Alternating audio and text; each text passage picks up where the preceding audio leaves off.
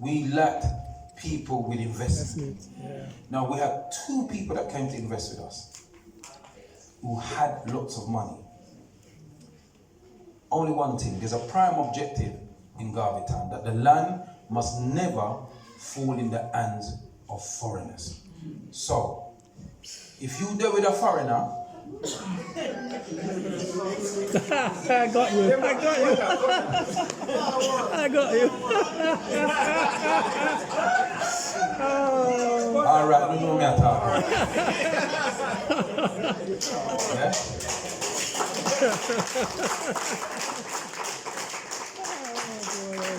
And I'm talking lots of money.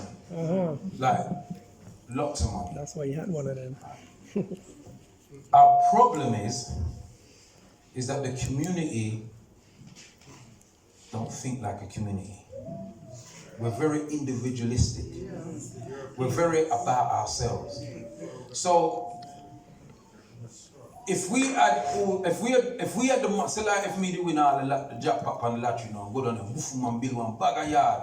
We never buy it like rice grain. Because we can sell it to you for 25, 30 grand. You'd buy it because it's worth it. But to actually vision it, invest in it, and to build it, you can't see it. And I suppose I got that vision because of my daddy. Because when my mum and I went to Jamaica in the 80s and we bought some land, it was just the land.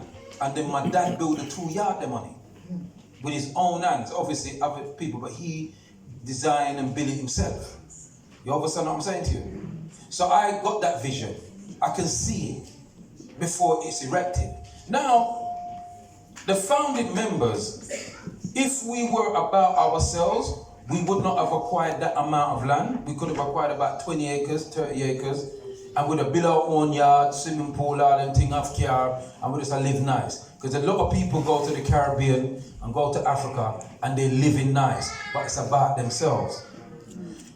In Garvey Town, you cannot have no servant in your yard, unless they're white.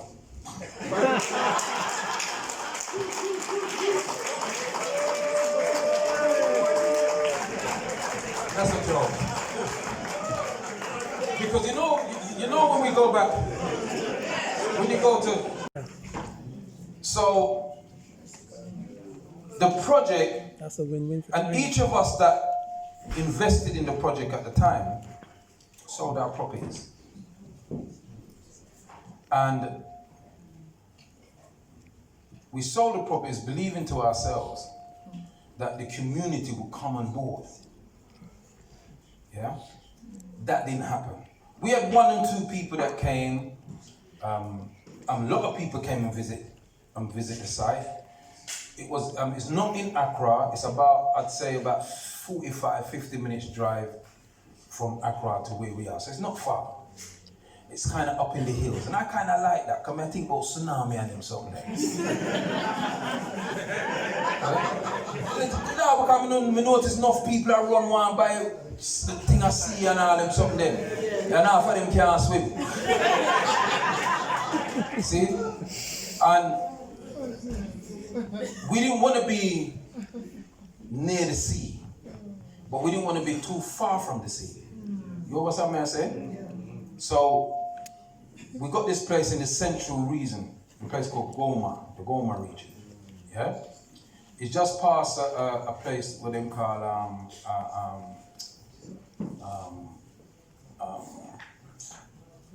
it's gone across my mind. I'll tell you in a minute, it'll come back to me.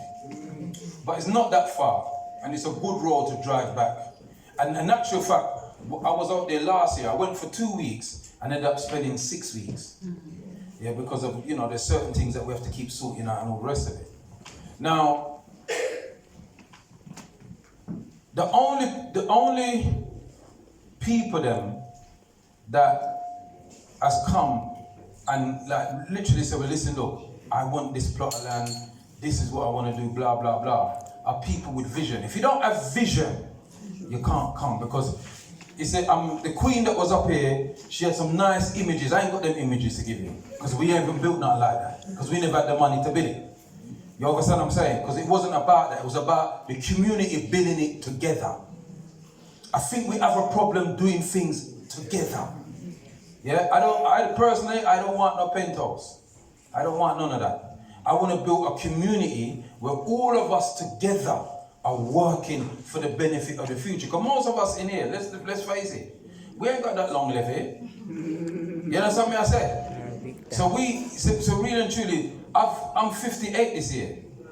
And some of you may know older than me. I have to call on the elder. You understand me I say? Right? So the reality is, you know, I buried my brother 2 weeks ago, he was 67. My brother worked for London Transport with the Underground for 40 years. So he had one of them old pensions. Yeah? He didn't last 14 years in his pension. 4 years he was dead. Cancer killing. When we buried my dad last year, we didn't even know my brother was sick. He was so fit, he never know him sick. You understand what I'm saying to you? So we ain't got long left here. So nothing that I am actually doing is for me. If I was, let me tell you from now, if I was for me, we have two big houses at J here. We have a CRV sitting in the drive. We can go back some cock up my foot and my breeze blow up underneath my body. We have mango tree, breadfruit tree, soursop tree. Yeah? Pear tree. All kind of herbs that the world and the old man grow. I can't go sit down there and just live like a god. But it's not about that. Because I have to meet my ancestors one day. And when they ask me, what did you do for your people? I need to have an answer. And that's exactly what the old man that gave us that land said to us. Because the chief at the time didn't want us to have the land. Because there's some Europeans buying a small piece of land across the road and for only for money. And we never have them that type of money. And the chief said, you know, so the people them said, no. And that's the exact words that old man, Nana Kodja Amoa said that. You understand what I'm saying? So you have to decide, is it for yourself? Because if it's for yourself, but if you want to be part of a collective, we've had people that come there, them look, then gone somewhere else. Let me tell you a bit about land. How much money have I got left, sis? Let me tell you a bit about land purchasing in Ghana. We are seen as foreigners, plain and simple. Yeah? We're seen as foreigners. And as foreigners, you can only purchase land for 49 years. And it's leasehold. You can't own freehold land in Africa, in Ghana. I don't know about other parts of Africa, but I know definitely in Ghana, within the constitution, yeah, you cannot own land longer than 49 years. You have to lease it. And there's a reason behind that. Because about a couple of decades ago, the Africans in West Africa realized that they were losing Africa again to foreigners. Yeah, a lot of Lebanese, European, Arabs, Indians were coming with cash, buying up the land. So what they did, they came up with a strategy. They need investment from these corporate companies to build infrastructure. So what they did, they came up with this thing that only Ghanaians, indigenous Ghanaians, can own land freehold. And how they get that land freehold is 99 years automatically renewed. Right. If you're a company, I think if you're a company, you got it for 55 years. Yeah, but it's not automatically renewed. Right. And when that 55 years is up, you can take what you can move.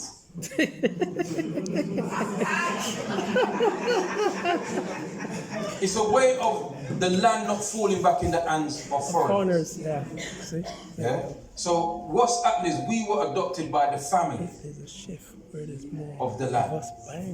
And we have the people them coming in slaving for us. Yes. Yeah. And we're not paying them no good money. We're paying them the rate what they're supposed to get. Where we can afford to pay them, you know, double the rate.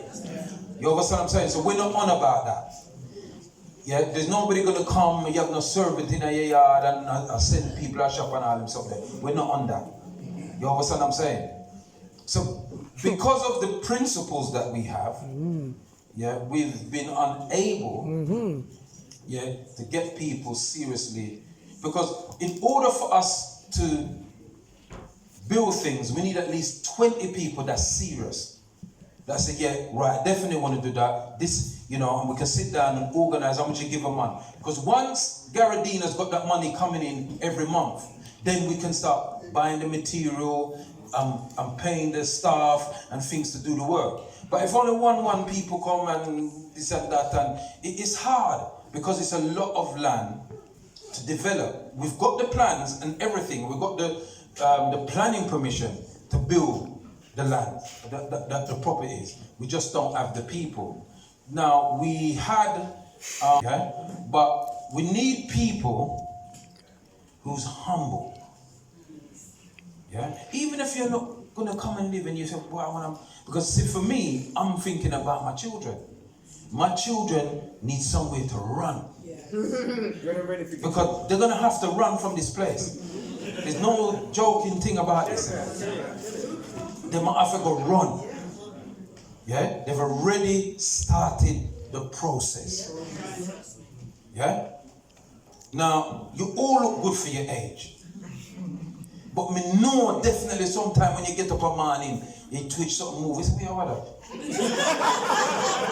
You never know me have that muscle head. Because we do age well, but our bodies are feeling it. Because we work hard for many years, and whatever it is you do, we do the extra. You understand what I'm saying?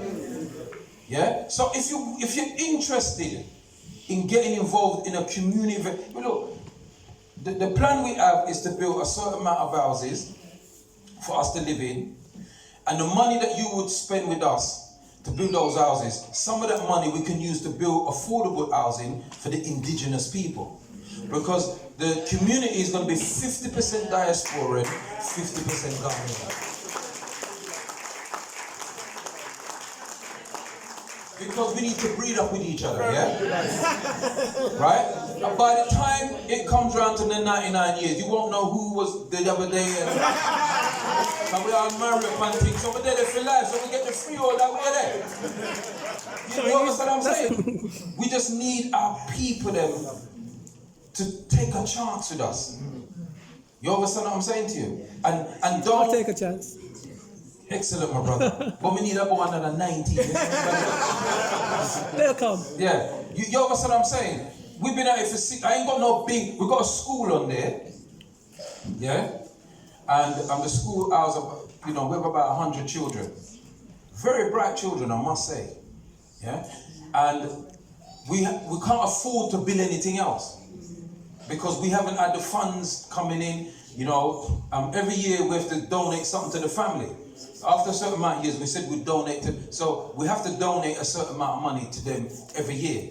You understand what I'm saying? If you want to know any more information, and thanks so much, amazing people, for watching this video. And if it's your first time here, please don't forget to subscribe and make sure your notification bell is on.